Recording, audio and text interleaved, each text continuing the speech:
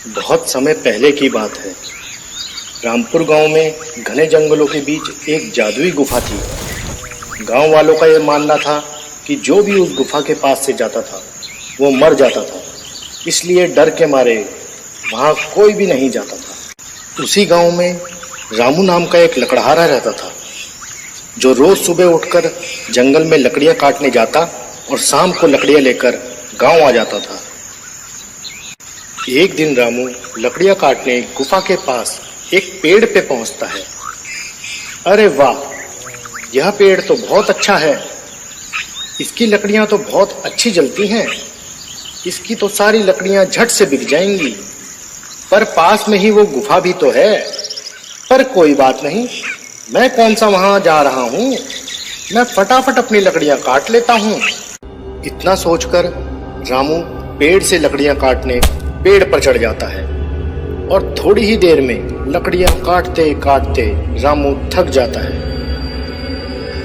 अरे, ये तो बहुत सख्त पेड़ है।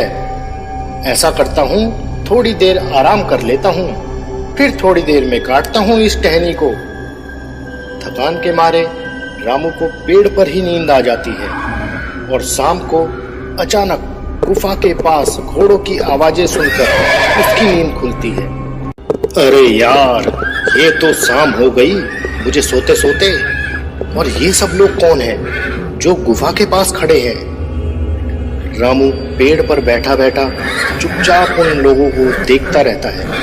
धरती से ना पाताल से हम आए हैं आसमान से, पूरा करो अपना वादा और खोल दो दरवाजा।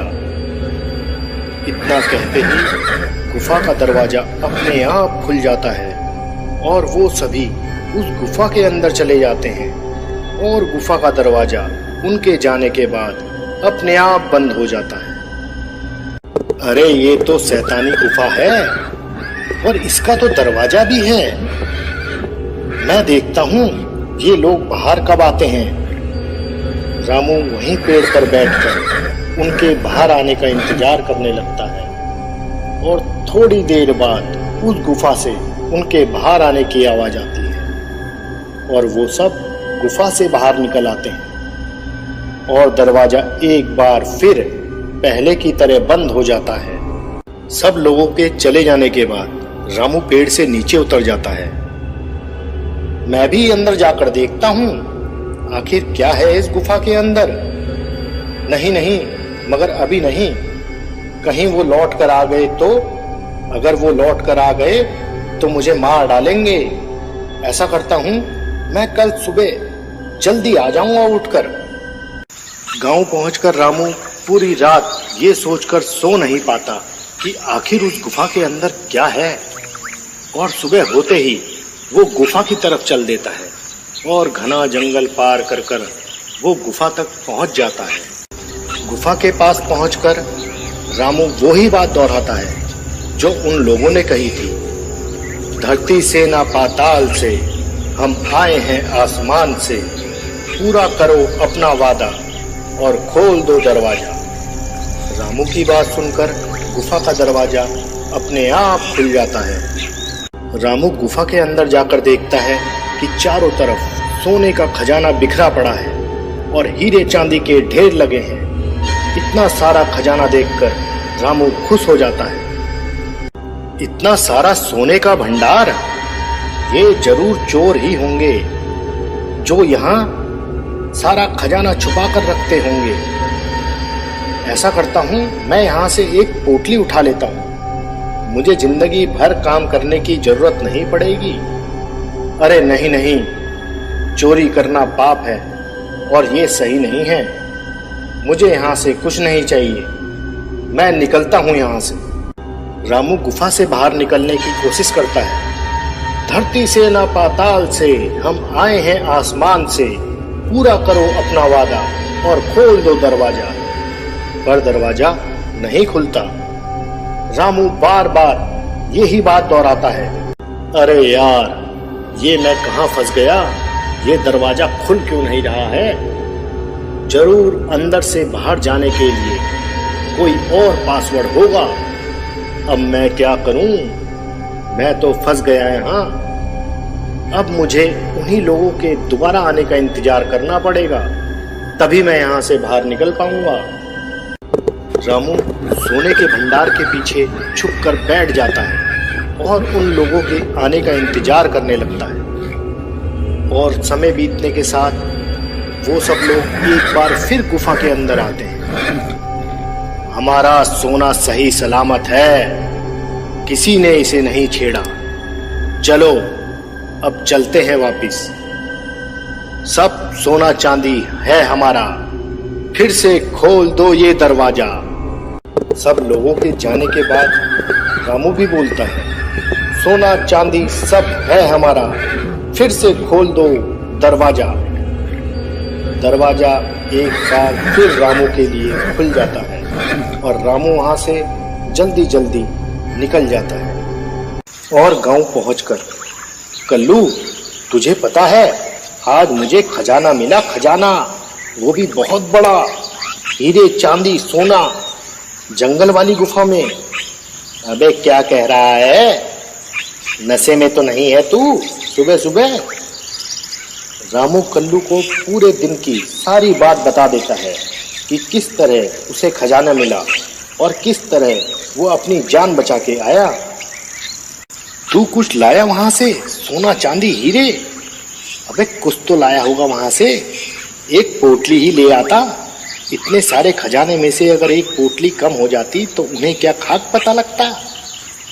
नहीं यार, चोरी करना सही नहीं है, इसलिए मैं कुछ नहीं लाया और ना ही मैं वहां दोबारा जाऊंगा। अरे चोर के घर में चोरी करना कौन सी गलत बात है, अपना काम बन जाता।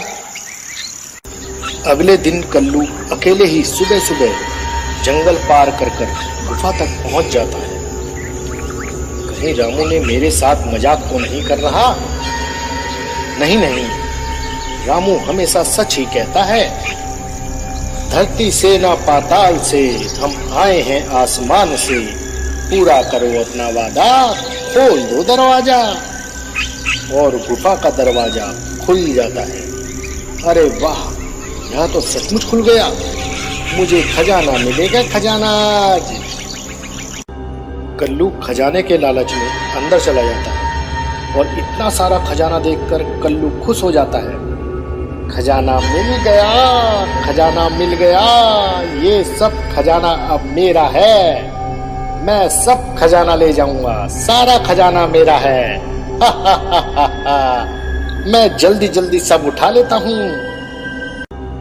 कल्लू बहुत सारा सोना उठा लेता है और दरवाजे के पास पहुंचकर, खजाना खजाना मेरा खजाना, खोल दरवाजा। अरे क्या था बाहर जाने का पासवर्ड? मेरा खजाना तेरा खजाना, खोल दरवाजा, अब तो खोल दरवाजा। खजाने के लालच में कल्लू बाहर आने का पासवर्ड भूल जाता है। सब सोना चांदी है, फिर भी जेब खाली है, खुल दरवाजा। हाय, अब मेरा क्या होगा? मुझे तो याद ही नहीं आ रहा रामू ने क्या बताया था पासवर्ड।